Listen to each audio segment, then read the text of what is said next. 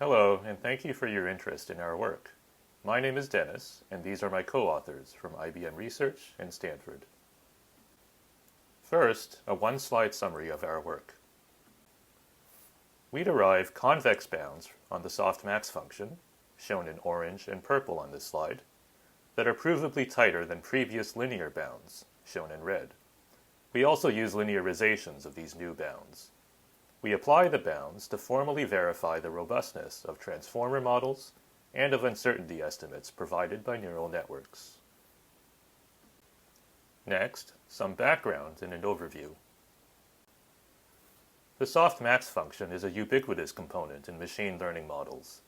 It maps a vector x of k real values to a probability distribution over k categories. It's most often used at the output of classifiers to produce a distribution over classes. Recently, with the popularization of transformers, the softmax is playing an increasing role in intermediate layers as well, specifically as part of self-attention mechanisms. Our interest is in formally verifying the robustness of neural networks containing softmax components. Here, robustness means that for a given input x, and all inputs x prime within a distance delta of x, the change in output is bounded by an amount epsilon. What we consider as output varies. In the case of classification robustness, which has been a well-studied problem, we often want to ensure that the predicted label doesn't change. In this work, we also consider the robustness of uncertainty quantification, which has not received as much attention. The quality of uncertainty estimates is typically measured using a scoring function, and we want to bound the degradation in score due to input perturbation. Proving that such robustness specifications hold for all x prime requires formal techniques. So, how do we verify the robustness of neural networks containing softmax? Our proposal is based on the fact that many formal techniques correspond to formulating and solving a convex optimization problem. To be compatible with convex optimization, our goal is then the following. Given lower and upper bounds on the input, L and U, component-wise, we want to obtain a lower bound on the output, that's a convex function of x, and an upper bound that is concave in x. These curvatures are desirable because they define convex sets of x and p that can be incorporated into convex optimization problems. We illustrate the usefulness of these bounds on softmax in two robustness verification problems. First, verifying the robustness of uncertainty estimation by deep ensembles, which are a popular technique for improving uncertainty estimates.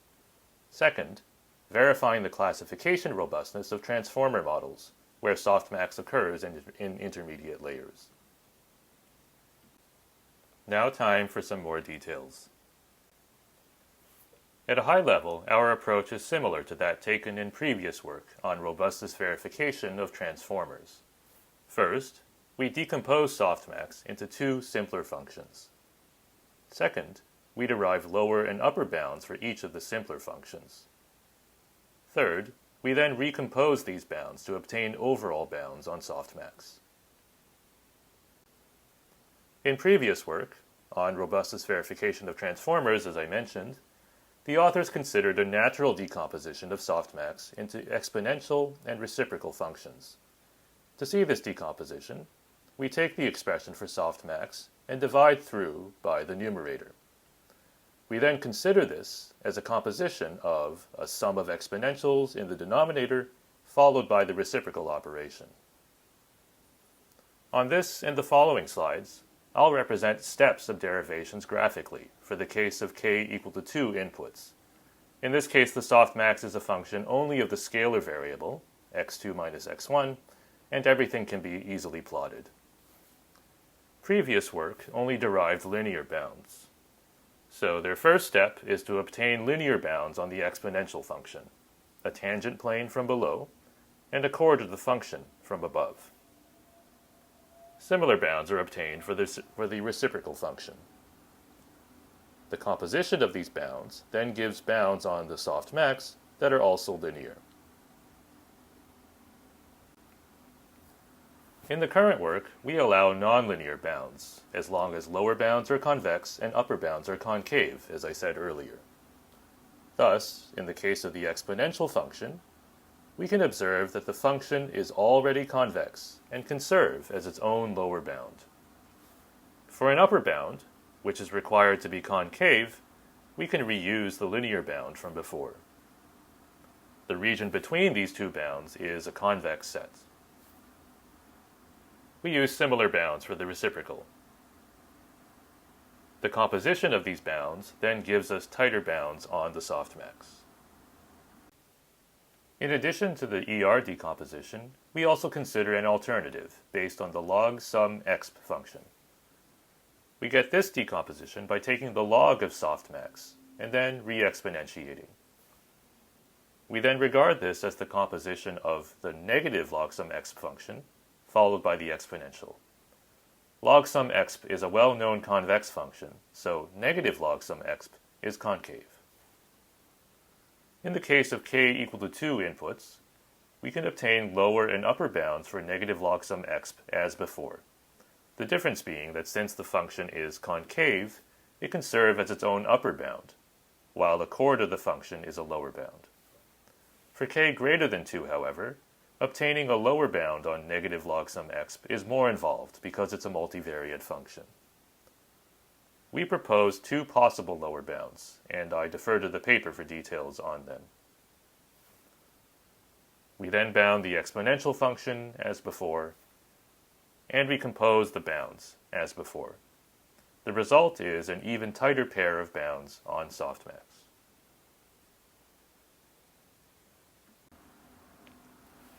This hierarchy of bounds that you see graphically is true in general. We can prove that the new nonlinear ER bounds, in orange, are tighter than the previous linear bounds, shown in red. And the log sum exp bounds are tighter still. The upper bound is always tighter, while the lower bound is only guaranteed to be tighter for k equal to 2. For k greater than 2, we've observed that while the LSE lower bound is not always tighter than the ER lower bound, it is tighter in a large majority of cases. We also consider and use linearized versions of our new nonlinear bounds. These linearized versions are also valid bounds because they're tangent to the nonlinear bounds, which are either convex or concave. At the same time, they're still better than the previous linear bounds because the linearization is done only once, after composing the nonlinear bounds, rather than after each step. The motivation for linearizing is that the linearized bounds can be easily integrated into existing bound propagation techniques, which are very efficient for verification. I will now summarize two of our experiments. As mentioned, these are on robustness verification of uncertainty estimates given by deep ensembles and of classification by transformers. Please see our paper for additional experiments, including on synthetic data. For robustness verification of uncertainty estimates, we trained a 5-network deep ensemble on the MNIST dataset. We then verified the robustness of its uncertainty estimates on the test set. As I mentioned before, the quality of uncertainty estimates is measured by scoring functions, here represented by negative log likelihood, NLL, and Breyer score, and we're using the convention that lower scores are better. The problem then is to provide upper bounds on the worsening of these scores as the input is perturbed within a radius epsilon. The table shows upper bounds obtained using 3 different pairs of bounds on the softmax. In this case, the LSE-LSE pair gives the tightest bounds. For the second experiment, on robustness verification of transformers, we trained neural networks with self-attention mechanisms on MNIST and verified their robustness. In this case, we compute verified accuracy, the percentage of instances that are still classified correctly when subjected to bounded perturbation. We obtain lower bounds on the true robust accuracy using different bounds on the softmax, so higher lower bounds are better. In this experiment, we use the linearized versions of the new nonlinear bounds. Here, the LSE star variant gives the tightest lower bounds. We repeated this experiment on an NLP transformer model that was trained on the SST2 dataset for sentiment classification. Here, the perturbation is applied in the word embedding space, and everything else remains the same. Now, the LSE variant is slightly better than LSE star. To summarize, our work provides convex bounds on Softmax satisfying a provable hierarchy. These bounds are useful in verifying the robustness of uncertainty estimates and of transformers. Our code is available in a standalone repository called Bounding Softmax, shown at the bottom of this slide. We've also integrated the linearized bounds into Marabou, which is a verification tool developed at the Stanford Center for AI Safety. Thanks very much for watching.